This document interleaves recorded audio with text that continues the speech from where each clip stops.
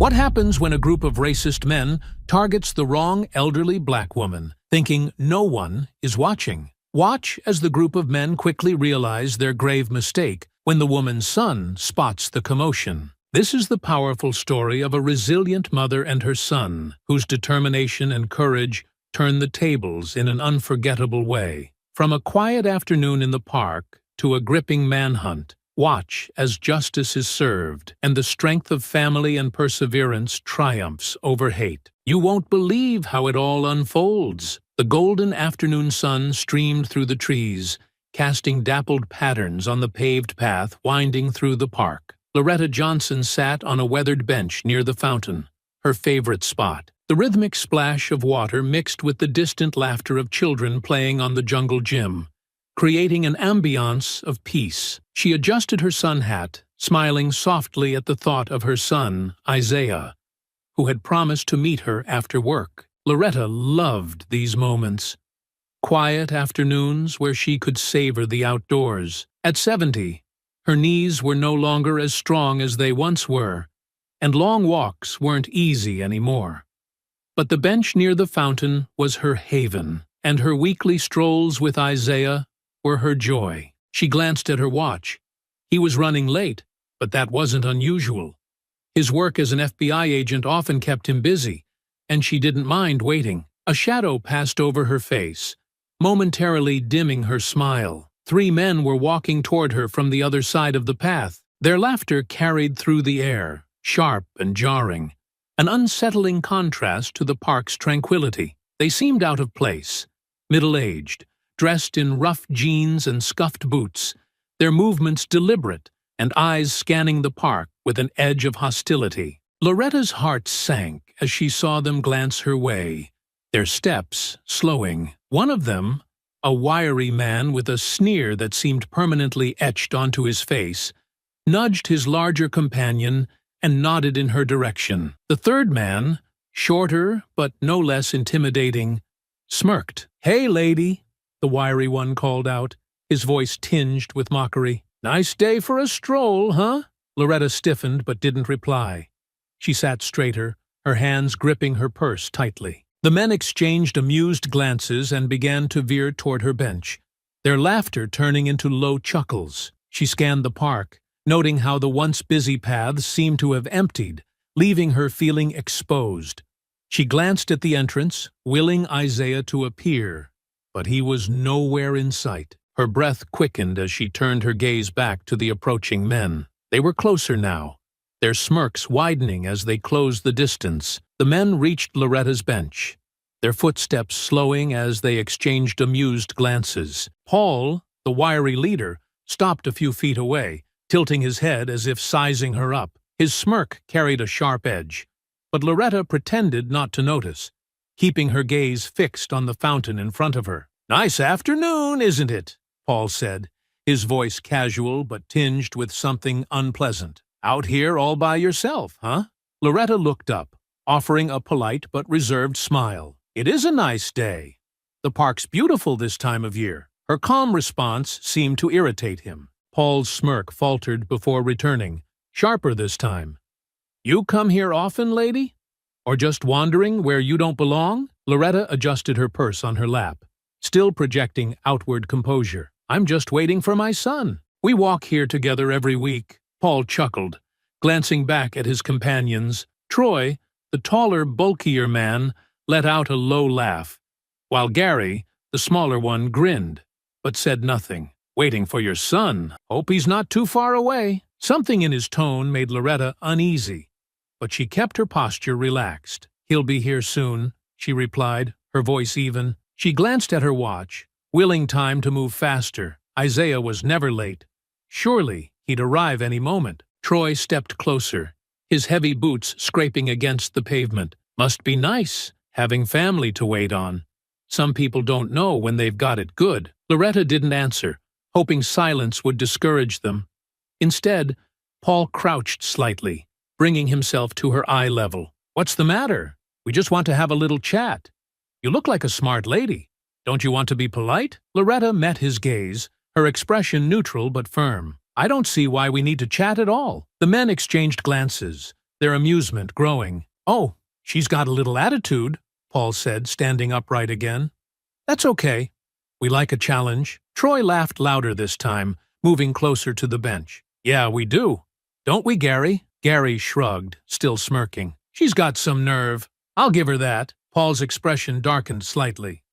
He stepped closer, resting a hand on the back of the bench. "You know, lady, not everyone's so lucky.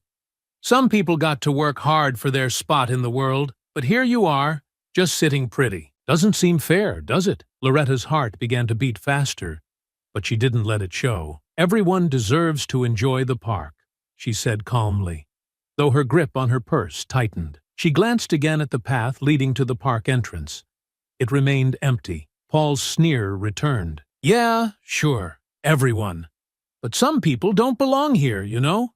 They make it uncomfortable for the rest of us." The air around her seemed to thicken. Loretta glanced at the fountain, letting its steady rhythm ground her. "I don't know what you mean by that." "Oh, I think you do," Paul said, his voice dripping with mockery. "But hey, maybe you'll get the hint if we spell it out for you." Troy kicked the edge of the bench, the sudden jolt making Loretta jump slightly. She stiffened, her jaw tightening. "There's no need for that," she said, her tone still calm but firmer now. "No need," Troy repeated, laughing. "Come on, lady. Don't act like you don't know what this is." Loretta looked between the three men, her unease growing. "If you're trying to scare me, it won't work." Paul grinned, leaning in slightly. "Oh, we're not trying to scare you. We're just saying, maybe this park isn't the best place for someone like you." Loretta's stomach turned, but she refused to rise to their bait. Instead, she let out a slow breath, lifting her chin slightly. "I have every right to be here," Paul chuckled, shaking his head. "Rights. There's that word again." He exchanged a knowing look with Troy and Gary. "You hear that? She's got rights." Troy's laugh was louder this time, more menacing. He moved closer, his shadow falling over Loretta. "Yeah, sure you do, but maybe you'd be safer somewhere else." Paul reached out, resting his hand lightly on her arm. The casual gesture carried an undercurrent of menace. Loretta stiffened, but didn't pull away, her voice sharp as she said, "Take your hand off me." Paul's grin widened, but he let go, stepping back. "Relax, lady. We're just having a little fun." Loretta's breath came quicker now, though she struggled to keep her composure. Her eyes flickered to the park entrance once more.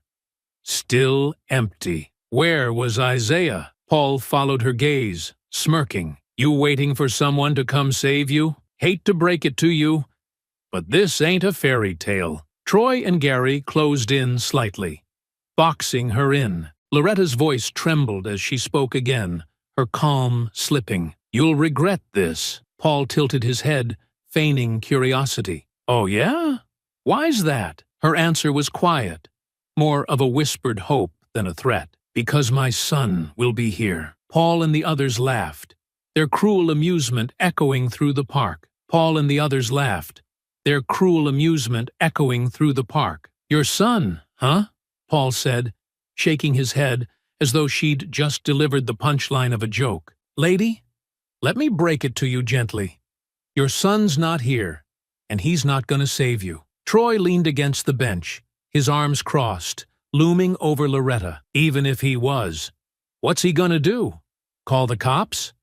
Like they'd believe you over us." "Yeah," Gary added with a chuckle. "They'd take one look at you and figure you're just trying to make trouble. Probably charge you for wasting their time." Paul's smirk widened as he stepped closer, his presence suffocating. "That's the thing about people like you, always thinking someone's gonna come running to help. But out here, it's just us, and we make the rules." Loretta's fingers curled around her purse strap, her heart pounding, but she kept her voice calm. "I don't need anyone to help me, and I don't need to explain myself to you." Paul raised an eyebrow, his smirk twitching. "Oh, she's got some fight in her. That's cute, but let's get one thing straight.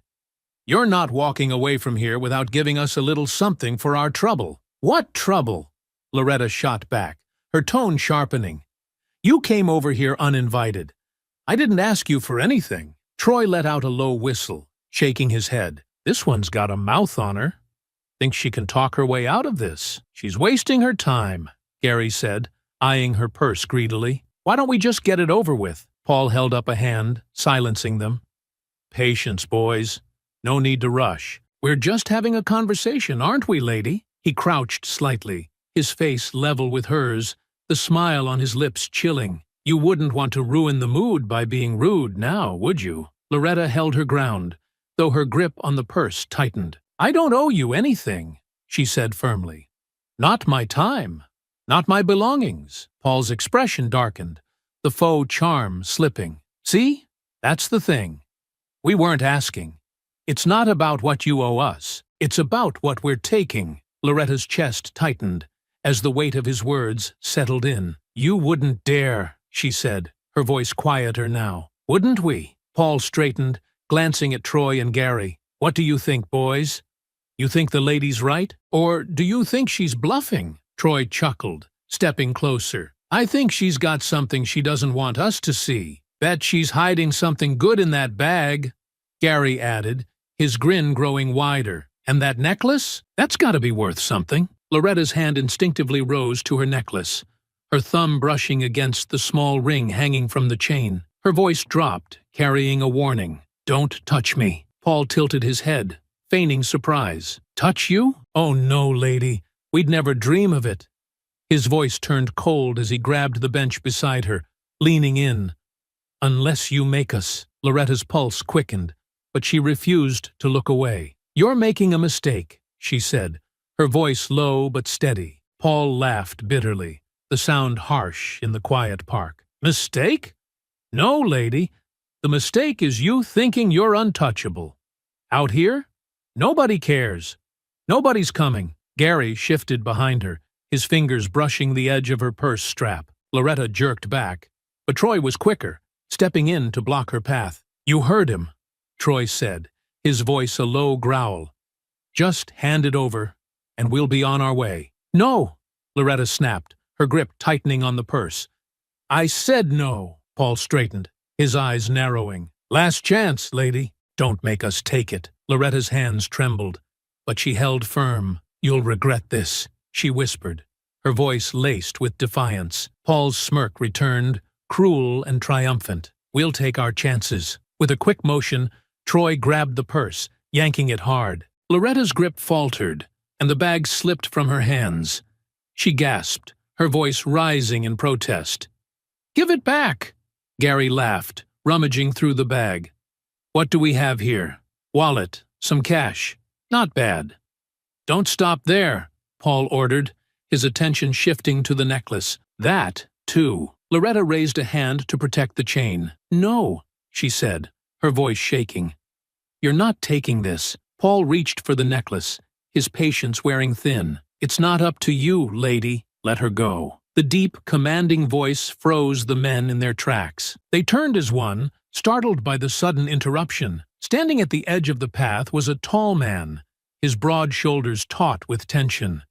His eyes burned with restrained fury, his hands clenched at his sides. Paul's grip on Loretta's necklace faltered as he faced the newcomer. And who the hell are you supposed to be? The man stepped closer, his voice low and steady. Her son. Isaiah's words hung in the air like a warning shot, his steady tone daring any of the men to make the next move. Paul tilted his head, his smirk faltering just slightly as he tried to mask the unease in his eyes. Your son, huh? He said, his voice dripping with mockery. Guess she wasn't lying after all. But let me tell you something, tough guy.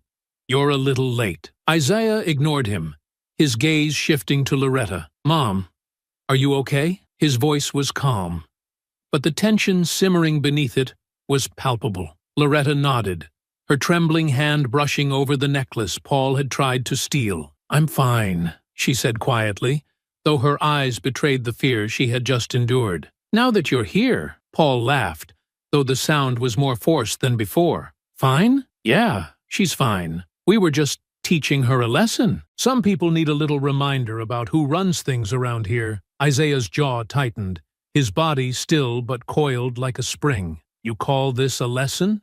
Harassing an elderly woman? Stealing from her? You don't run anything. Troy stepped forward, his bulk adding weight to the conversation. "And what are you going to do about it? Call the cops? Like we said, no one's going to believe her. Or you." Isaiah's eyes flicked toward Troy, his expression unchanging. "Try me." Gary shifted uncomfortably behind the others, his earlier bravado slipping. "Maybe we should just let it go, Paul. We got the purse, didn't we?" Paul spun around, his glare cutting into Gary. "You think this is about the purse? It's about respect. Something people like them don't deserve unless they're taught the hard way." Isaiah stepped forward, closing the distance between himself and Paul. "Respect? Is that what you call this?" His voice dropped, his calm tone laced with steel. "You don't even know the meaning of the word." Paul squared his shoulders, stepping forward to meet Isaiah. The space between them was almost non-existent now, their gazes locked like opposing forces about to collide. "Big words for someone who's outnumbered," Paul sneered. Isaiah didn't flinch. Outnumbered doesn't mean outmatched. The tension was thick enough to cut as the two men stared each other down. Loretta clutched her purse tightly, her breathing shallow as she watched the scene unfold. "Isaiah, please," she said softly, her voice strained with worry. Paul let out a short laugh, motioning toward Troy and Gary. "Hear that? She's worried about you. Maybe she should be." He leaned in slightly, his voice dropping to a taunting whisper. "You really think you can scare us? You don't belong here. Neither of you do." Isaiah's fists clenched at his sides, the restraint he was holding on to growing thinner with every second. "You don't get to decide where we belong, and you're not walking away from this." Troy chuckled, cracking his knuckles. "You think you're gonna stop us? There's 3 of us, and 1 of you. Pretty sure we win that fight." "Maybe we should show him," Paul said, his voice brimming with false confidence. "Teach him the same lesson we were teaching her." Isaiah tilted his head slightly, his sharp gaze sweeping over the 3 of them. "You don't want to do that." "Why not?" Paul shot back, his grin widening again. "Afraid?" Isaiah stepped even closer, his voice low and steady. "Afraid? No, but you should be." For a brief moment, the park seemed to hold its breath. Even the wind stilled as the tension reached its breaking point. Paul's sneer hardened, his body shifting forward, and Troy cracked his neck as he took another step toward Isaiah. The next move was inevitable. Paul's sneer twisted into a snarl, and before Isaiah could say another word, the wiry man lunged forward. His hands swung out in a clumsy attempt to grab Isaiah by the shirt, but Isaiah was faster. With a sharp sidestep, he dodged Paul's attack and planted his palm firmly against Paul's chest, shoving him backward. Paul stumbled but caught himself, his face red with fury. "You think you're tough?" he spat, motioning for Troy and Gary to join him. "Let's show him what happens when you mess with us." Troy cracked his knuckles, his bulky frame moving like a freight train toward Isaiah. "You're gonna regret this," he growled. Isaiah didn't flinch. Instead, his stance shifted slightly, feet grounded, hands ready. As Troy swung a wide fist toward him, Isaiah ducked under the blow and delivered a quick, precise jab to Troy's ribs. The larger man let out a grunt, staggering back a step. Gary hesitated, his confidence wavering. "Paul, maybe we should—" "Shut up and fight!" Paul snapped, his frustration boiling over. He charged at Isaiah again, this time aiming low, trying to tackle him. Isaiah anticipated the move, twisting to the side and locking Paul's arm. With a swift motion, he used Paul's momentum against him, flipping him onto the ground. Paul let out a pained grunt, but his fury only grew. "Get him!" he barked at the others. Troy recovered quickly, his face twisted in anger. He lunged again, throwing wild punches. Isaiah blocked and dodged each one with controlled movements, his training evident in the way he remained calm and precise. He waited for an opening, then struck with a sharp kick to Troy's knee, sending the larger man sprawling to the ground. Gary, wide-eyed and pale, took a few cautious steps back. "This guy's crazy," he muttered. "You're not going anywhere," Isaiah said, his voice cold and commanding. He turned toward Gary, who froze like a deer caught in headlights. "Stay right there." Paul, still on the ground, reached for a nearby rock, his eyes blazing with desperation. Loretta's sharp voice cut through the chaos. "Isaiah! Behind you!" Isaiah spun just as Paul lunged with the rock. He deflected the attack with his forearm and followed up with a swift strike to Paul's shoulder, forcing him to drop the weapon. With a quick motion, Isaiah pinned Paul to the ground, his knee pressing into his back. "Enough!" Isaiah's voice rang out, firm and unwavering. "It's over!" Troy groaned as he tried to push himself up from the ground, his movements slow and clumsy. Gary, however, took one look at Isaiah pinning Paul and bolted. "Forget this!" he shouted, sprinting down the path. "Coward!" Paul yelled after him, struggling under Isaiah's grip. Isaiah's focus stayed on Paul, his weight keeping the man firmly in place. "Stay down!" he said sharply. Troy, still clutching his side, began to stumble away, following Gary's lead. Isaiah's eyes flicked toward him, but he didn't move to stop him. His priority was keeping Paul subdued. Loretta approached cautiously, her hands clutching her purse as her breathing steadied. "Isaiah," she said softly, her voice laced with a mixture of relief and worry. "Are you all right?" "I'm fine, Mom," Isaiah said without looking up. "But we're not done yet." His eyes bore into Paul, who glared up at him with unrestrained hatred. "You think you've won?" Paul spat, his voice venomous. "This isn't over. You'll regret this." Isaiah leaned in slightly, his voice dropping to a dangerous calm. "The only one who's going to regret anything is you." The sound of approaching sirens broke the tense silence, and for the first time, Paul's confidence wavered. His sneer faltered, replaced by a flicker of uncertainty. "You called the cops?" he said, his tone incredulous. Isaiah's gaze didn't waver. "They're not here for a chat." Paul let out a bitter laugh, though it lacked his earlier bravado. "You'll see. They'll let me go. They always do." Isaiah's jaw tightened, but he didn't respond. Instead, he turned to Loretta. "Stay close to me. It's almost over." The faint wail of the sirens grew louder, signaling the arrival of justice, or the beginning of the next chapter in their fight for it. The wail of the sirens grew louder, the flashing red and blue lights casting fleeting shadows across the park. Isaiah kept his knee pressed firmly against Paul's back, his eyes steady on the path where the officers would appear. Loretta stood nearby, clutching her purse, her expression a mix of relief and quiet resolve. Two uniformed officers rushed into view, their hands hovering near their holstered weapons as they took in the scene. A wiry man pinned to the ground, another limping away in the distance, and an older woman standing nearby. "What's going on here?" the lead officer demanded, his sharp tone cutting through the tension. His eyes flicked to Isaiah, clearly assessing him as a potential threat. Isaiah raised one hand slowly, keeping the other firmly planted on Paul's back. "Officer, this man assaulted my mother and attempted to rob her." His voice was calm and authoritative, his words measured. "I detained him to prevent further harm." Paul, despite his position, managed a bitter laugh. "Detained? You attacked me. They're going to lock you up for this." Isaiah's lips tightened, but he didn't respond to Paul's outburst. Instead, he directed his attention back to the officers. "I have witnesses and evidence, and I'm prepared to give a full statement." The lead officer hesitated, glancing between Isaiah and Paul, who was writhing beneath Isaiah's knee. "We'll need you to step back, sir, so we can take control of the situation." Isaiah nodded and stood, lifting his hands to show he was compliant. As he stepped away, Paul scrambled to his knees, rubbing his shoulder and glaring at Isaiah with unbridled hatred. "You're done. You hear me?" he spat. "They'll take my word over yours any day." Isaiah reached into his jacket slowly, pulling out a leather badge case. With a flick of his wrist, he opened it, revealing the unmistakable insignia of the FBI. "Special Agent Isaiah Johnson," he said, his voice steady, "and I suggest you think very carefully about your next move." Paul froze, his sneer evaporating as the weight of Isaiah's words settled over him.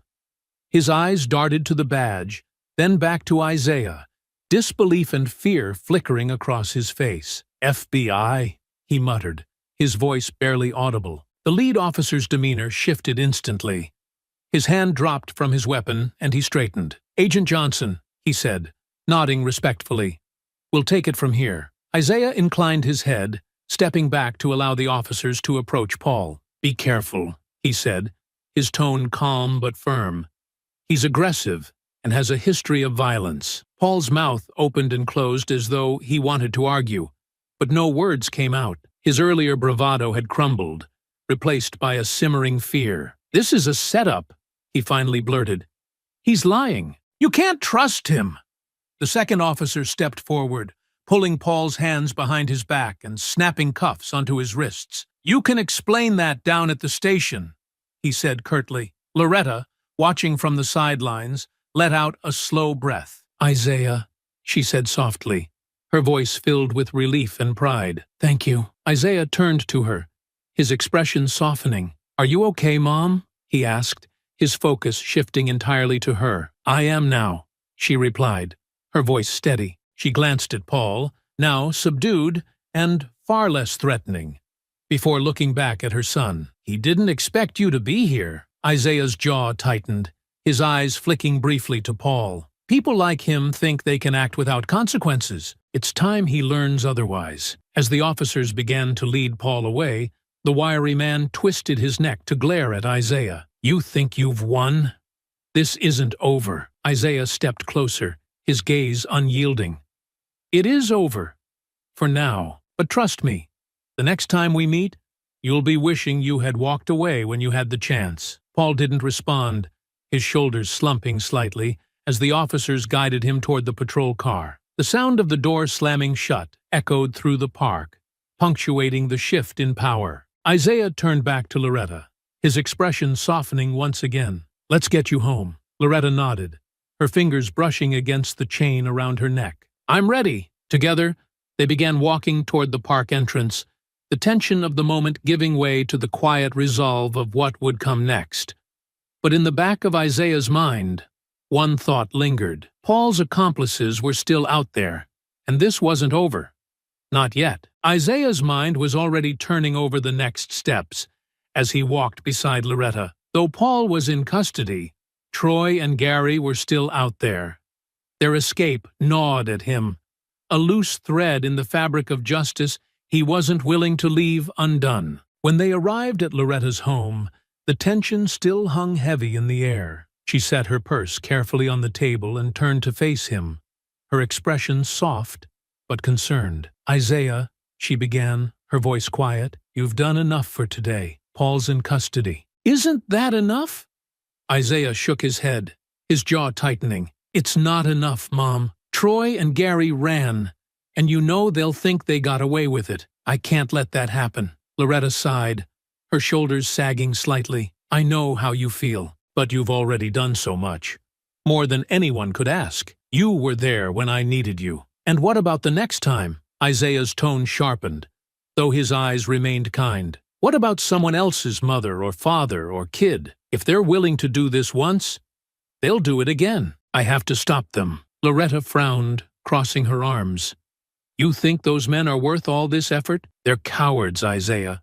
They'll trip over their own feet without you chasing them. That doesn't mean they shouldn't face consequences, Isaiah replied firmly. They targeted you because they thought no one would hold them accountable. I won't let them walk away like nothing happened. For a moment, silence hung between them. Finally, Loretta let out a resigned sigh, her expression softening. Just promise me you'll be careful. I couldn't bear it if something happened to you. Isaiah nodded, his voice lowering. I promise, Mom. I'll handle this. Loretta reached out, placing a hand on his arm. You always have to be the one to fix everything, she said softly. I'm proud of you for that. But don't lose yourself in the fight. Isaiah gave her a small smile. Don't worry, I know what I'm doing. Back at his apartment, Isaiah wasted no time.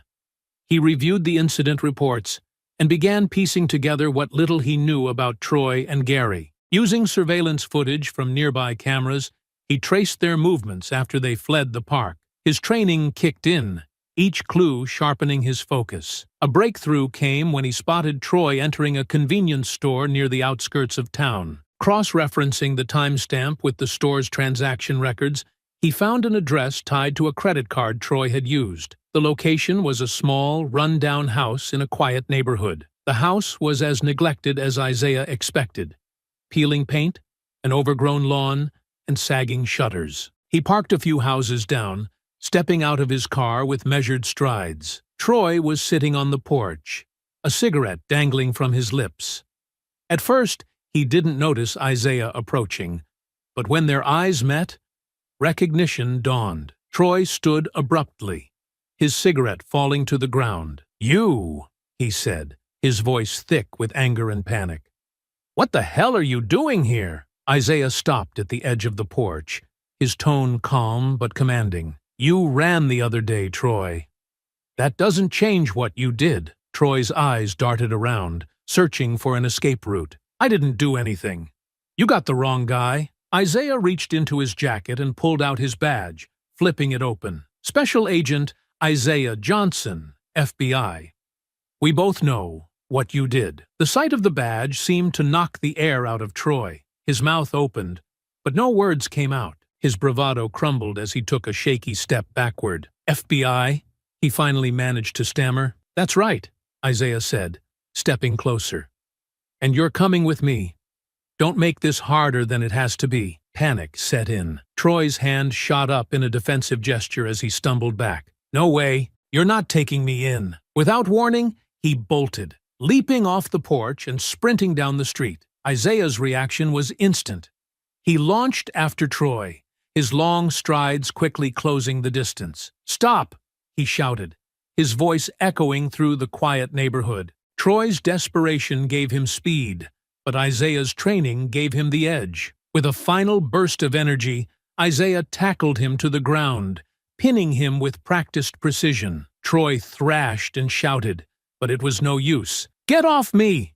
Troy yelled, his voice tinged with both anger and fear. "You can't do this." Isaiah leaned in close, his voice steady and low. "You're under arrest. It's over." The sound of a patrol car pulling up signaled the end of the chase. Two officers stepped out, rushing to assist. Troy's resistance waned as the cuffs snapped onto his wrists, his head hanging low. Isaiah straightened, catching his breath. "One down," he muttered, his gaze hardening. "One more to go." But Gary wouldn't be easy to find.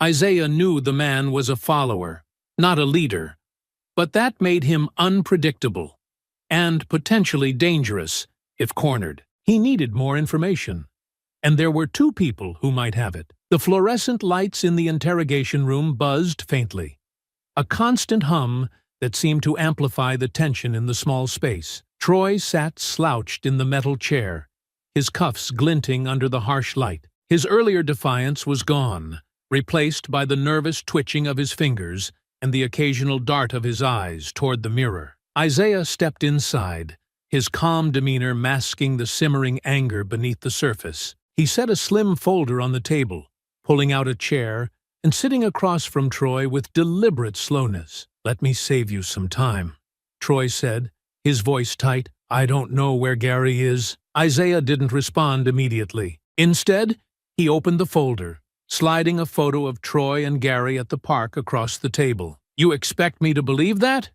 You ran together. You worked together. You expect me to think he just vanished, and you have no idea where he might go?" Troy shifted uncomfortably, his fingers fidgeting with the edge of the table. "Look, I haven't seen him since that day. That's the truth." Isaiah leaned forward, his voice dropping to a dangerous calm. "That's not good enough. You were there when he ran. He's your friend. You know how he thinks. You know where he might hide." Troy shook his head, his voice rising defensively. "Man, I don't know. Gary doesn't tell me everything. He's not the type to stick around. He's probably halfway out of the state by now." Isaiah's gaze didn't waver. "If you're lying, Troy, I'll find out, and when I do, you'll wish you'd cooperated." Troy swallowed hard, glancing at the photo again. "I swear, I don't know for sure. But Gary's not exactly the smartest guy. He panics easy. He might have gone to one of his usual spots." Isaiah's jaw tightened. "What spots?" Troy hesitated, then sighed. "He used to crash at motels when things got rough. And there's this bar on the south side he likes, the Iron Tankard." He hangs around there when he's got nowhere else to go. Isaiah's eyes narrowed. You better hope those are good leads. Troy raised his hand slightly, the cuffs clinking. That's all I've got, man. I swear. Paul was next. Isaiah entered the second interrogation room with the same measured calm, though his frustration had grown. Paul sat with his arms crossed, glaring at the mirror as though daring someone to meet his gaze. His lip curled when Isaiah entered. Back for more, Paul sneered. You got what you wanted, didn't you? I'm here. Troy's here. Why don't you leave Gary alone?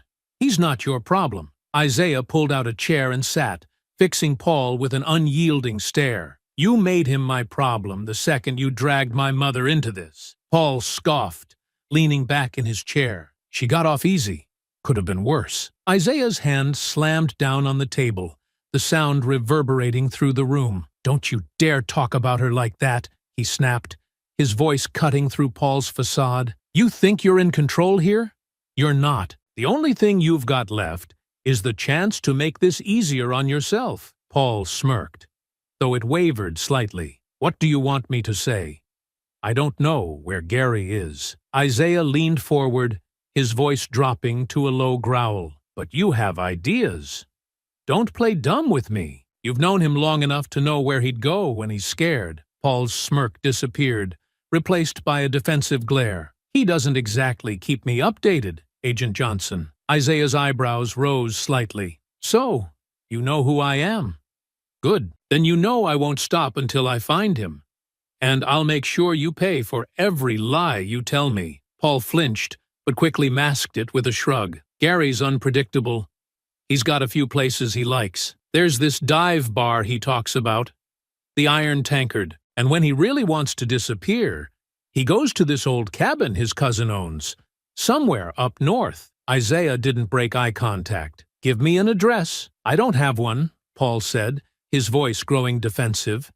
It's out in the woods, miles from anything. He only goes there when he's desperate. Isaiah studied him for a long moment before standing and gathering the file. If I find out you're holding back, Paul, I'll be back. And it won't be a conversation next time. Paul's glare followed him out the door, but the tension in his shoulders betrayed his unease. Back in his office, Isaiah cross-referenced the information. 2 leads emerged, the Iron Tankard and a possible connection to the cabin. Both required immediate attention, and Isaiah knew the clock was ticking.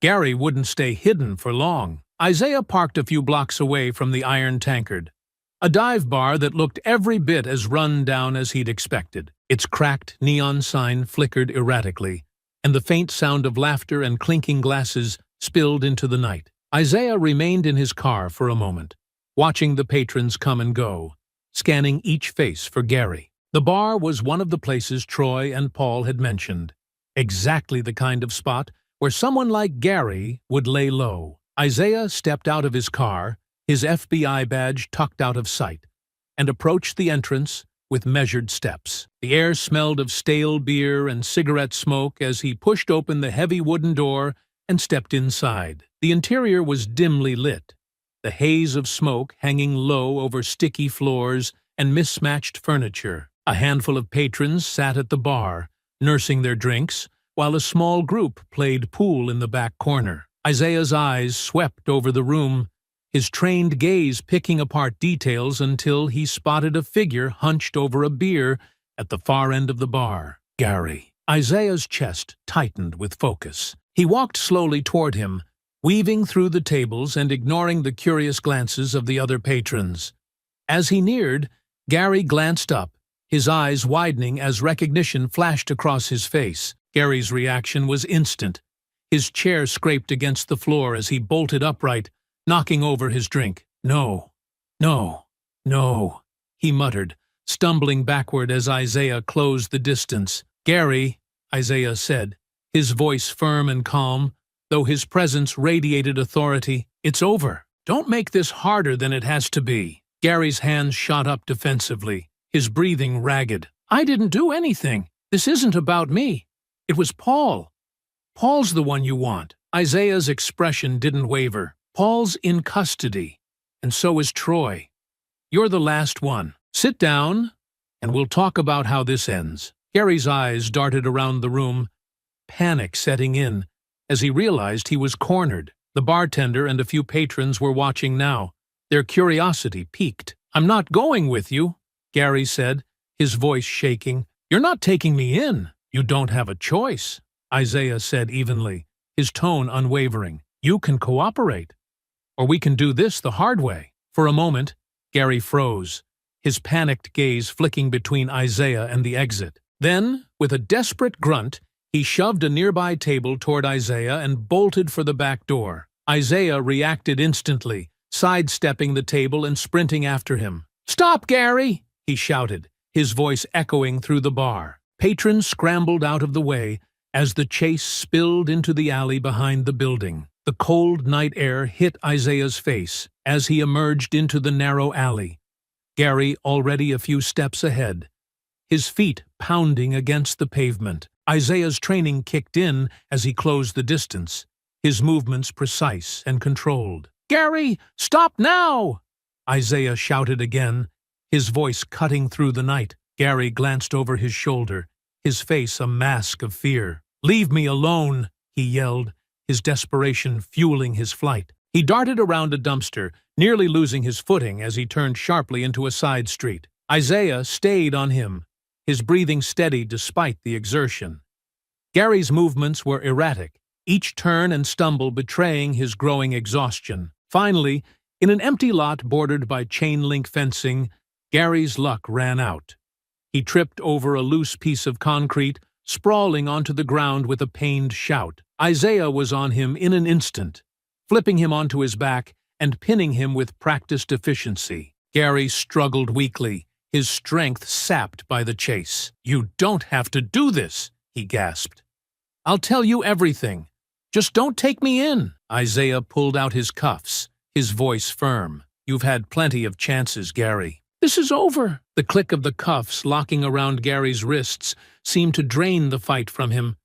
He slumped against the pavement, his chest heaving as he muttered under his breath. "Paul said we wouldn't get caught." He said. Isaiah ignored him, hauling him to his feet. The sound of approaching sirens signaled the arrival of the backup he had called during the chase. Gary's eyes widened at the flashing lights, his defiance giving way to despair. As the officers took Gary into custody, Isaiah stood back, watching in silence. His breathing was steady, but his mind raced. The hunt was over, but the fight for justice wasn't finished yet. He pulled out his phone, dialing the precinct. "I've got him," he said, his voice calm but resolute. "It's time to make sure they all face what's coming." The next morning, Isaiah parked outside Loretta's modest home, his body still carrying the tension from the night before. The capture of all three men brought a measure of relief, but he knew the journey was far from over. He carried a file folder under his arm as he walked up the front steps and knocked on the door. Loretta answered quickly, her warm smile dimming when she saw the weight in his eyes. "Isaiah," she said softly, stepping aside to let him in. "You look tired. Have you eaten?" "I'm fine, Mom," he said, leaning down to kiss her cheek before stepping inside. The aroma of fresh coffee greeted him, along with the familiar sense of comfort her home always provided. "But we need to talk." Loretta motioned for him to sit at the kitchen table while she poured 2 mugs of coffee. "I take it you found the last one?" she asked as she joined him, setting a steaming cup in front of him. Isaiah nodded, setting the file folder on the table. "Gary's in custody. All 3 of them are. But it's not enough to just arrest them.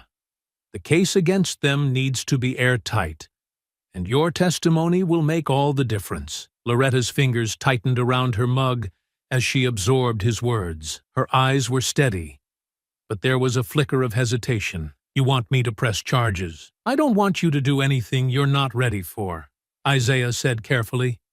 "But if we're going to make sure they face justice, we need your voice. You were the victim, Mom. They targeted you, and they need to be held accountable for it." Loretta took a deep breath, setting her mug down. "Isaiah, I've spent my whole life brushing off people like them, pretending it didn't matter, trying to convince myself that the hate would pass if I just stayed quiet." Her gaze met his, her voice growing stronger. "But this time, it's different. They didn't just insult me. They tried to hurt me, to take something from me. And they did it because they thought no one would care. They're wrong, Isaiah said firmly. People will care. The courts will care. I know, Loretta said, her voice resolute. That's why I'm not staying quiet this time. I'll press charges. I'll testify. Whatever it takes to make sure they don't do this to anyone else. Isaiah exhaled, a small smile breaking through his serious expression. I knew you'd say that. Loretta returned his smile, though it didn't reach her eyes. I'm not doing this just for me, Isaiah. I'm doing it for you, for your future. So you don't have to live in a world where people like them think they can get away with anything. Isaiah reached across the table, placing his hand over hers. And I'll be right there with you, every step of the way. They sat in silence for a moment, the weight of their shared determination filling the room. Finally, Loretta spoke again, her tone lighter but still firm. You know this isn't going to be easy. I never expected it to be, Isaiah said with a smirk. But they picked the wrong family to mess with. Loretta chuckled softly, her shoulders relaxing for the first time in days. You've always been stubborn, just like your father. Guess I come by it honestly, Isaiah replied, lifting his mug in a small toast. They clinked their cups together, a moment of quiet resolve shared between mother and son. The road ahead would be challenging, but they were ready to face it together. The next day, Isaiah stood in the precinct's conference room, leaning over a cluttered table as he reviewed a growing stack of documents. The dim overhead light illuminated the files spread before him, police reports, mugshots, and a map marked with pins indicating incidents linked to Paul, Troy, and Gary. Each case had a chilling commonality. The victims were people of color. Beside him, Melanie Carter, the lead prosecutor, tapped a finger on one of the reports. It's not just about what they did to your mother, she said grimly. This isn't an isolated incident. These men have a pattern, Isaiah. Isaiah nodded, his jaw tightening. They've been targeting people for years. Black families, immigrant business owners, anyone they think is an easy target. They act like no one's watching. Melanie flipped through another file, shaking her head. Most of these cases never made it to court. Insufficient evidence. Witnesses too scared to testify. They've been skating under the radar. Not anymore, Isaiah said firmly. We're not just going after them for what they did to my mom. We're going to build the biggest case possible. These guys need to be taken off the streets for good. The digging began in earnest. Isaiah spent days poring over old police reports, reaching out to victims and witnesses who had crossed paths with Paul, Troy, and Gary. The pattern became undeniable. The trio specifically targeted people they thought wouldn't or couldn't fight back. One report detailed a harassment incident outside a grocery store, where Paul and Troy cornered a young Hispanic man and accused him of stealing. When the man tried to leave, they blocked his path, shouting racial slurs until a bystander intervened. Another case involved an elderly black couple whose home had been vandalized with racial epithets spray-painted across their fence. Though no one had been charged, neighbors had seen Paul and Gary lurking in the area. Isaiah tracked down one of the victims, a cashier at a convenience store who had been harassed and assaulted by the trio. When he met her at the store, her expression was wary as he introduced himself. I know this is painful, Isaiah said gently, but we're building a case against these men. If you're willing to share your story, it could help ensure they never do this to anyone else. She hesitated, her hands trembling as she adjusted her apron. They called me names, she whispered. Said I didn't belong here. When I told them to leave, they threw cans at me. One of them hit me in the arm. Her voice broke, but she straightened. If it means they finally face justice, I'll talk. The deeper Isaiah dug, the uglier the picture became. Surveillance footage from a gas station showed Paul knocking over a display rack while shouting slurs at the attendant, who appeared too frightened to confront him. A former bar owner confirmed that Paul had threatened one of his bartenders, a woman of Asian descent, after she refused to serve him. Each piece of evidence painted a chilling portrait of their escalating violence. Isaiah sat with Melanie late one evening, the table between them covered in documents. "This is a pattern of racially motivated crimes," Isaiah said, pointing to the stack of reports. "They've been getting bolder, targeting anyone they think they can intimidate." Melanie nodded, her expression grim. "This is more than just one bad day. This is hate. And it's going to be our job to make sure the jury sees that." When the time came to confront the men with their crimes, Isaiah knew they'd deny everything.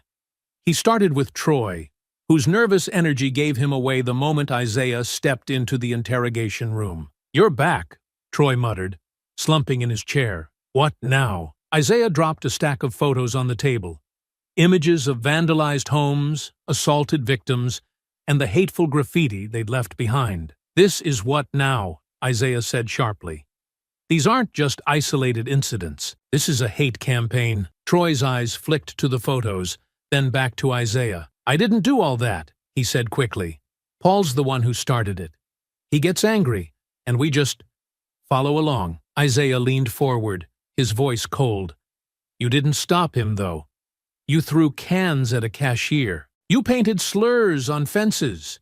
You were there every step of the way." Troy's shoulders sagged. "I didn't mean to hurt anyone. It wasn't my idea." "It doesn't matter whose idea it was," Isaiah said firmly. "You're just as guilty. The only way you help yourself now is by coming clean. Tell us everything." Troy hesitated, his eyes darting to the mirrored glass. Finally, he let out a shaky breath. "Okay," he muttered. "I'll talk." The information Troy provided only deepened the case. He recounted Paul's rants about teaching lessons to people he claimed didn't belong in their town. He described how Paul had orchestrated most of the attacks, with Troy and Gary acting as willing enforcers. As Isaiah left the interrogation room, he glanced back at Troy.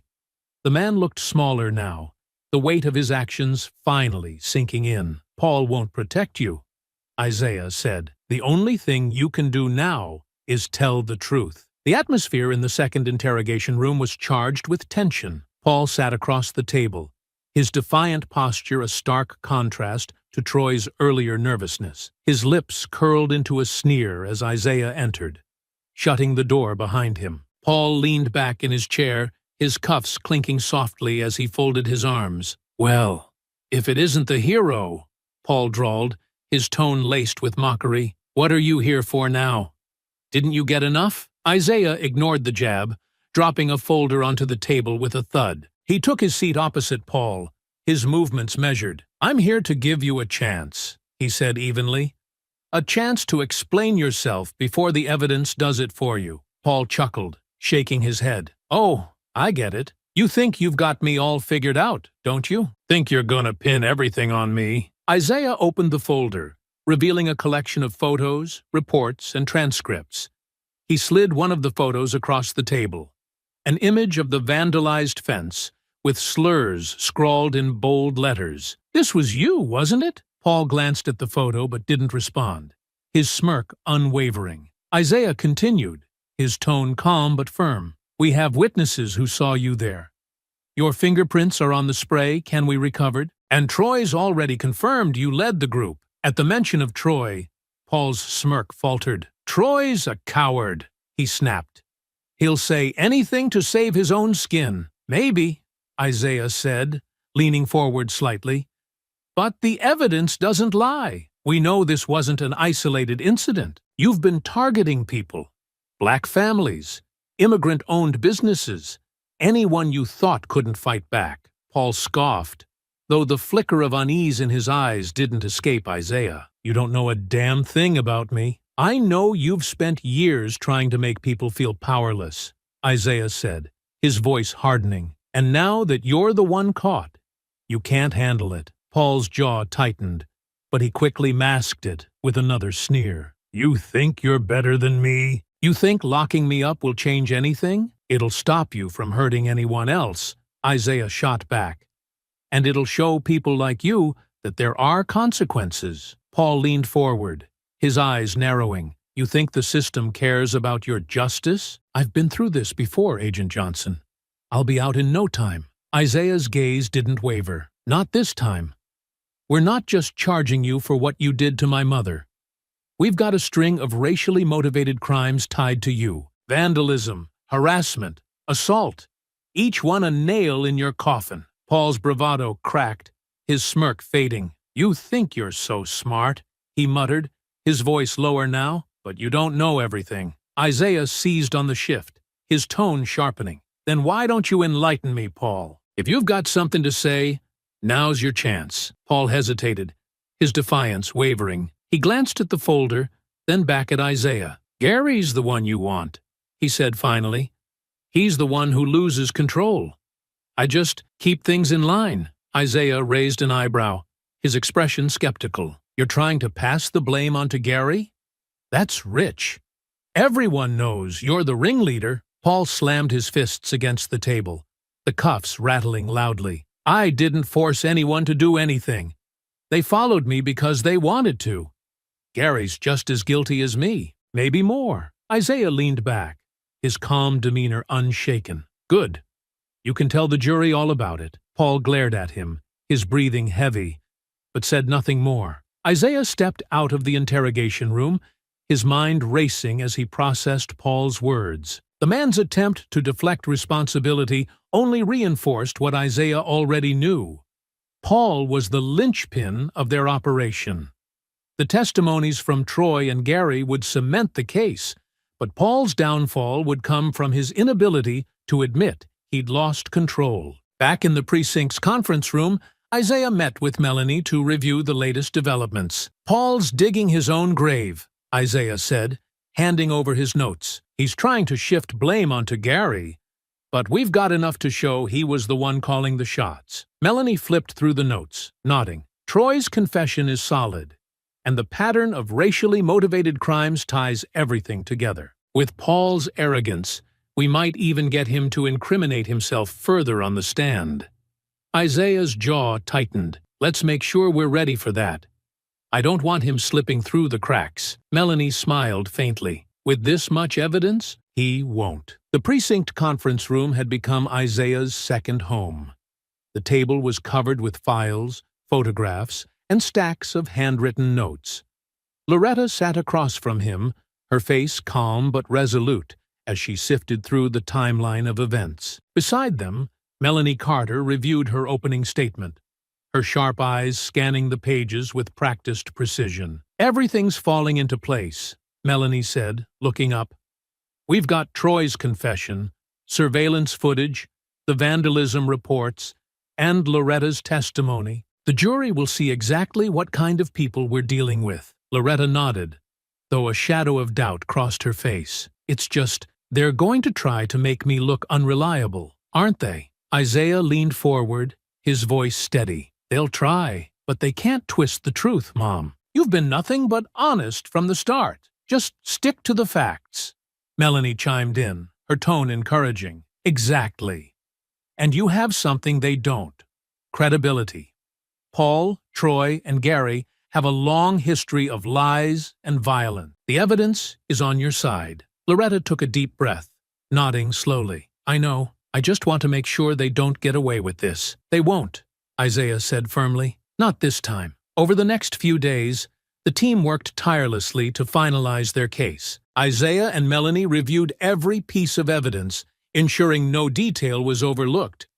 They interviewed witnesses, refining their statements, and pieced together a cohesive narrative that would resonate with the jury. One night, as Isaiah sat alone in the conference room, he reviewed Troy's confession again. His words painted a chilling picture of Paul's manipulative nature and the trio's long history of targeting vulnerable communities. "They didn't belong here," Troy had said, his voice shaking. "That's what Paul always said, that it was up to us to teach them a lesson." Isaiah's fist clenched as he read the transcript. The hate behind those words was palpable, and it fueled his determination to see this through. At Loretta's home, Isaiah helped her prepare for her testimony. They sat at the kitchen table, a steaming cup of tea in front of each of them. Loretta tapped her fingers against the side of her mug, her gaze distant. "What if I freeze up?" she asked quietly. "What if I can't find the right words?" Isaiah reached across the table, placing his hand over hers. "You won't. You've already lived through the worst part of this. Now it's about telling your story. Just speak from the heart, and the truth will come through." Loretta smiled faintly, her grip tightening around his hand. "You've always believed in me, even when I doubted myself, and I always will," Isaiah said. "You're stronger than you think, Mom." They rehearsed her testimony late into the evening, going over potential questions and practicing responses. Isaiah played the role of the defense attorney, pushing her with difficult questions to ensure she was prepared for anything. By the end, Loretta's confidence had grown, her voice steady and sure. The prosecution team also prepared for the testimony of the accomplice who had turned on Paul. Isaiah worked closely with Melanie to ensure Troy's confession would hold up under scrutiny. They anticipated the defense's attempts to discredit him and built a strategy to counter every possible angle. "He's not a saint," Melanie admitted during one strategy meeting, "but his testimony is crucial. If we present it right, the jury will see him for what he is. Someone who's finally come clean, even if it's out of fear." Isaiah nodded. "Paul will try to paint him as a liar, but the evidence backs him up. The pattern of behavior is undeniable." As the trial date approached, the weight of the case settled over all of them. Loretta maintained her quiet strength, her resolve unwavering despite the emotional toll. Isaiah worked late into the nights, driven by the need to see justice served. And Melanie, sharp and methodical, ensured that every detail was accounted for. On the eve of the trial, Loretta and Isaiah sat together in the living room, the hum of the television filling the silence. Isaiah leaned back on the couch, his eyes fixed on the ceiling. "You've been working non-stop," Loretta said softly. "You need to rest." "I'll rest when it's over," Isaiah replied, though his tone lacked the usual sharpness. "This is too important to get wrong." Loretta reached over, placing a hand on his arm. "You've done everything you can, Isaiah. Now it's in their hands." Isaiah turned to her, his expression softening. "We've done everything we can. You've been incredible through all of this, Mom. I'm proud of you." Loretta smiled, her eyes glistening with unshed tears. "And I'm proud of you. No matter what happens, Isaiah, we've already won." "They didn't silence us." Isaiah nodded, the tension in his shoulders easing slightly. For the first time in weeks, he allowed himself to relax, even if just for a moment. Tomorrow would be a battle, but they were ready. The courtroom fell silent as Loretta Johnson was called to the stand. She rose with quiet dignity, her modest navy suit a sharp contrast to the tension in the air. Her steps were steady as she approached the witness chair, her posture straight but not rigid. After being sworn in, she sat down, her hands folded in her lap, her eyes briefly meeting Isaiah's in the front row. His steady presence seemed to give her strength. Melanie Carter, the lead prosecutor, approached the stand with measured steps, her tone gentle but authoritative. "Mrs. Johnson, thank you for being here today.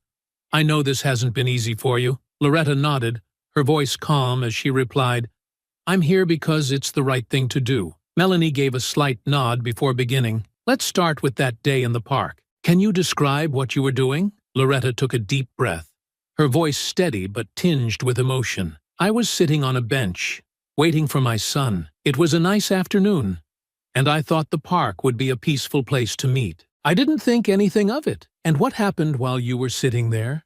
Melanie asked, stepping closer to the jury as she spoke. Loretta's hands tightened slightly in her lap. "3 men walked over to me," she said, her tone sharpening. "At first, I thought they were just passing by, but they stopped right in front of me. That's when they started talking." "Talking?" Melanie asked, her tone gentle but leading. "What exactly did they say?" Loretta paused, her gaze momentarily dropping to her hands. When she looked up again, her voice was firm. "They called me names. Terrible names. They said I didn't belong there, that people like me shouldn't be in their park." Melanie took a moment to let the weight of Loretta's words settle in the room. The jury shifted in their seats, some glancing toward the defendants, who avoided their gaze. "And how did you respond, Mrs. Johnson?"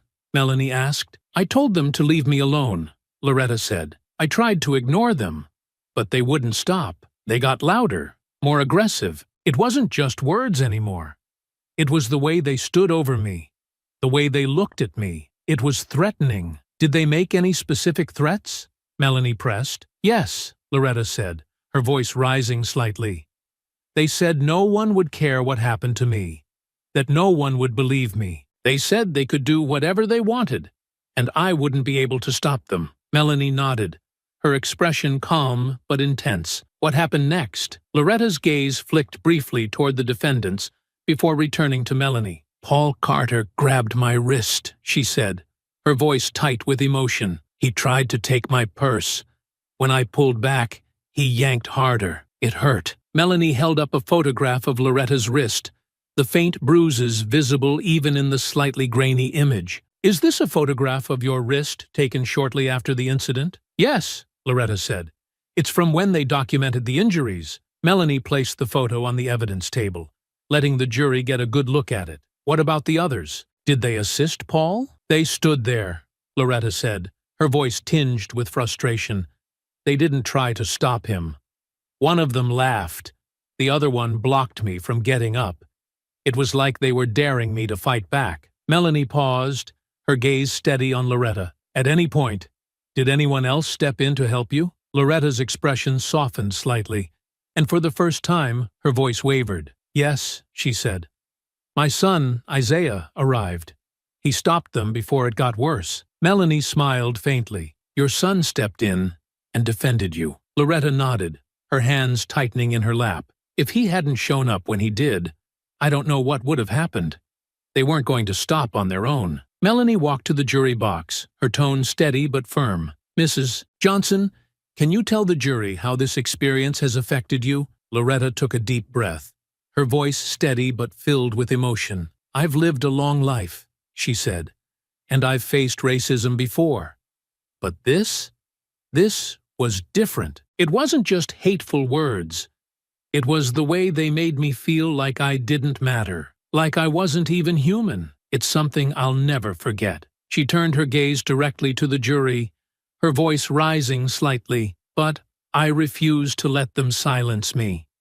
That's why I'm here. Because what they did was wrong, and someone has to say it. Melanie nodded, stepping back to her table. No further questions, Your Honor. The prosecution's case had begun with a powerful foundation, but the fight was far from over. As the courtroom settled, the defense attorney, Mark Hensley, rose from his seat. He was a tall man with a crisp suit and a deliberate air of confidence, every movement calculated to project authority. He adjusted his tie as he approached the witness stand, his expression a mix of feigned sympathy and sharp intent. Mrs. Johnson, Hensley began, his tone polite but edged. Thank you for your testimony. I'd like to ask you a few questions, if that's all right. Loretta nodded, her expression calm and resolute. Of course. Hensley paced slowly in front of the jury, his hands clasped behind his back. You've stated that my clients approached you in the park and made comments you found offensive. Can you tell us exactly what those comments were? They called me names, Loretta said firmly. They said I didn't belong there, that people like me had no place in their park. Hensley stopped pacing, turning to face her with a slight frown. People like you, those are your words. Isn't it possible you misunderstood their intent? Loretta raised an eyebrow, her voice steady. No, I didn't misunderstand. They made their intent perfectly clear. And yet, Hensley continued, his tone growing sharper, you claim they threatened you, but no physical harm occurred until my client allegedly grabbed your wrist. Is that correct? Loretta's gaze didn't waver. He didn't allegedly grab my wrist. He did, and he tried to take my purse. Hensley stepped closer to the jury, his voice softening as if confiding in them. Mrs. Johnson, emotions can run high in situations like this. Isn't it possible that in the heat of the moment, you misinterpreted their actions? Perhaps they were simply trying to engage you in conversation. Loretta's voice cut through the courtroom like a blade. If grabbing my wrist and calling me slurs is your idea of conversation, then we have a very different understanding of the word. There was a ripple of murmurs from the spectators, quickly silenced by the judge's gavel. Hensley pressed on, though his confident facade had slipped slightly. You've mentioned feeling scared. But fear can distort perception, can't it? Isn't it possible you exaggerated what happened because you were afraid? Loretta leaned forward slightly, her tone unwavering. I didn't exaggerate anything. I told the truth about what they did. Hensley's expression tightened. He pivoted to a different approach, flipping through his notes. Mrs. Johnson, you've lived in this neighborhood for years, haven't you? Yes, Loretta replied. And during that time, have you ever had issues with my clients before? No, Loretta said. But that doesn't change. What happened? Interesting, Hensley said, raising an eyebrow. So, this was the first time you'd ever encountered them? Yet you're certain of their intent, even though you'd never spoken to them before?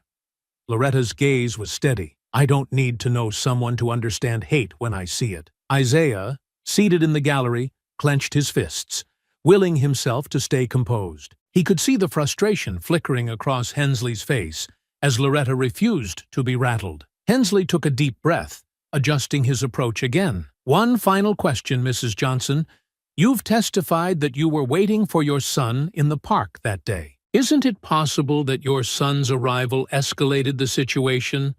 That perhaps, had he not intervened so aggressively, this entire misunderstanding could have been resolved peacefully? Loretta's lips pressed into a thin line, her eyes narrowing slightly. If my son hadn't arrived, I might not be here to testify. Your clients weren't interested in resolving anything peacefully.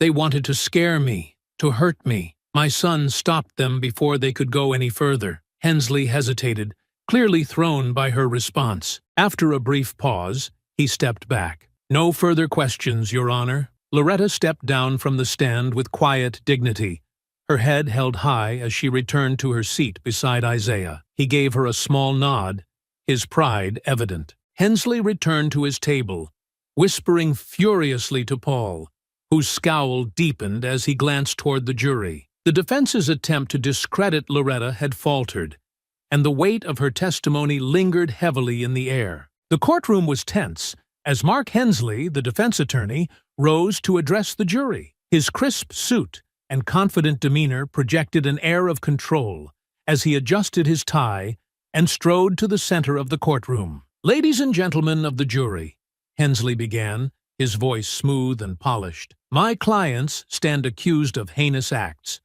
but I urge you to consider this case not through the lens of emotion, but through the lens of reason. He paced slowly, his gaze sweeping the jury. We've heard compelling testimony from Mrs. Johnson, and while her account is undoubtedly heartfelt, it is not without flaws. Memory, as we all know, can be a tricky thing, especially in moments of high stress. And while my clients may have acted in ways that could be perceived as inappropriate, the prosecution would have you believe it was a calculated act of hate. Hensley paused, letting the words hang in the air. But where is the concrete proof? Words can be misinterpreted. Actions can be misunderstood. What we have here are allegations, not certainties. He turned toward the defendants, gesturing with an open hand. Paul Carter, Troy Howard, and Gary Mills are hard-working men, members of this community, who, while imperfect, are being painted as villains in a story based on assumptions and circumstantial evidence. Hensley's tone sharpened as he addressed the jury again. Think about the evidence presented. A bruised wrist, photographs of vandalism, and the testimony of a man, Troy Howard, who would say anything to save himself. Is this enough to condemn 3 men to years in prison? To brand them as racists, as criminals? Hensley stepped closer to the jury box, lowering his voice for dramatic effect. Before you decide, remember, doubt is not the enemy of justice. It is its safeguard. And if there is any doubt in your mind about the intentions of my clients, you must give them the benefit of it. He stepped back, his expression resolute. Thank you. The judge addressed the jury as Hensley took his seat. You've heard from both sides. You've seen the evidence. Now, it is your responsibility to deliberate and reach a verdict. Bailiff, escort the jury to the deliberation room. The jury rose, their faces solemn, and filed out of the courtroom. The door closed behind them with a heavy thud, leaving the remaining attendees in a charged silence. Loretta glanced at Isaiah, her hand tightening around her purse. Isaiah offered a small nod. His jaw clenched. "It's out of our hands now," he whispered. Loretta exhaled softly. "I just hope they see the truth." The judge cleared his throat. "Court will reconvene once the jury has reached a verdict." The courtroom doors opened, and the jury filed back in, their faces solemn and unreadable. The foreperson, a composed middle-aged woman, held a folded piece of paper tightly in her hands as she approached the bailiff. The air was thick with tension, every sound amplified. The rustling of the paper, the shuffle of feet, the faint creak of chairs as everyone adjusted to the weight of the moment. Isaiah sat beside Loretta, his hands clasped tightly in his lap. He glanced at her, noting the calm determination in her face. Though her hands trembled slightly, her resolve was unshaken. "Whatever happens, Mom," he whispered, "we've done everything we can." Loretta nodded, her gaze fixed on the jury box. "I know. I just hope it's enough." "All rise," the bailiff announced, and the room collectively stood as the judge entered. Once seated, the judge gestured toward the jury. "Ladies and gentlemen, have you reached a verdict?" The foreperson stood, her expression steady but serious. "We have, Your Honor." "Please pass the verdict to the bailiff." The foreperson complied, handing over the folded piece of paper. The bailiff delivered it to the judge, who unfolded it with deliberate care. His eyes scanned the paper briefly before looking up. "Will the defendants please rise?" Paul, Troy, and Gary stood at the defense table, their expressions a study in contrasts. Paul's face was set in a sneer, his defiance unbroken. Troy looked pale, his hands trembling slightly, while Gary's eyes darted around the room, a sheen of sweat visible on his forehead. The judge turned back to the jury. "In the matter of the people versus Paul Carter, Troy Howard, and Gary Mills, how does the jury find?" The foreperson cleared her throat, her voice steady. "We find the defendants guilty on all counts." A ripple of murmurs swept through the room, quickly silenced by the judge's gavel. Isaiah felt a wave of relief as Loretta exhaled quietly beside him, her hands still trembling, but her expression resolute. The judge adjusted his glasses, his gaze falling on the defendants. "Paul Carter, as the ringleader of this racially motivated attack, your actions were not only malicious, but calculated. You targeted Mrs. Johnson because of her race, believing she was vulnerable and alone. The evidence presented has shown a pattern of hate-fueled behavior over several years." He paused, his voice cold and steady. "For your crimes, you are sentenced to 18 years in prison, without the possibility of parole." Paul's sneer vanished, replaced by a flash of fear and anger. "This is a joke!" he shouted, his voice echoing in the courtroom. Deputies stepped closer, their hands ready to restrain him. The judge ignored the outburst, turning to Troy. "Troy Howard, while you participated in this attack and others like it, your cooperation with the prosecution has been noted. However, this does not absolve you of responsibility. You are sentenced to 15 years in prison, with eligibility for parole after 10. Troy visibly sagged, his shoulders drooping as the weight of his sentence sank in. Finally, the judge addressed Gary. "Gary Mills, your involvement, while less direct, was no less harmful. You stood by and allowed these acts to occur, contributing to the harm caused. You are sentenced to 12 years in prison, with eligibility for parole after 8. Gary's head dropped, his face pale as deputies stepped forward to place him in handcuffs. The judge banged his gavel once more. "This court is adjourned. Let this serve as a reminder that acts of hate and violence have no place in our society and will not go unpunished." As the defendants were led out of the courtroom, Paul turned his head, his voice dripping with venom. "You think this is over? You think you've won?" Isaiah met his glare with an unflinching stare. "It's over, Paul. You just don't realize it yet." Outside the courtroom, Loretta and Isaiah stood on the courthouse steps, the late afternoon sun casting long shadows. Reporters swarmed, microphones and cameras thrust toward them. Isaiah shielded Loretta from the chaos, guiding her through the crowd. Once inside the car, Loretta let out a long breath, her hands clasped tightly. "They're going to pay for what they did," she said quietly. Isaiah nodded, his voice steady. "They are, and they won't hurt anyone else." The days following the sentencing were quiet, a stark contrast to the intensity of the trial. Loretta sat on her porch, a steaming cup of tea in her hands, as the soft light of the setting sun bathed the yard in warmth. Isaiah joined her, settling into the chair beside her, his presence a calming anchor. "They're gone now," Loretta said, her voice soft.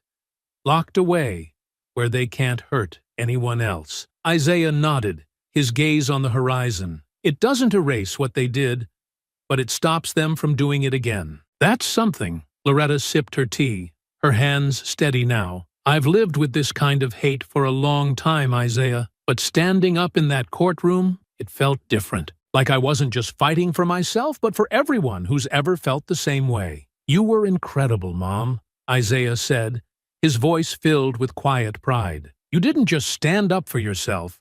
You showed people that silence isn't the only option." She turned to him, her smile faint but genuine. "And you, Isaiah. You've been my rock through all of this. I don't know how I would have done it without you." Isaiah leaned back, his expression contemplative. "We did it together, and now, maybe, things will start to change." Loretta nodded, her eyes glistening. "Maybe, and if not, we'll keep fighting, for the next person, and the one after that." The two sat in silence for a while, the weight of the past weeks slowly lifting. The world outside still held its challenges, but for now, in this moment, they had found a measure of peace.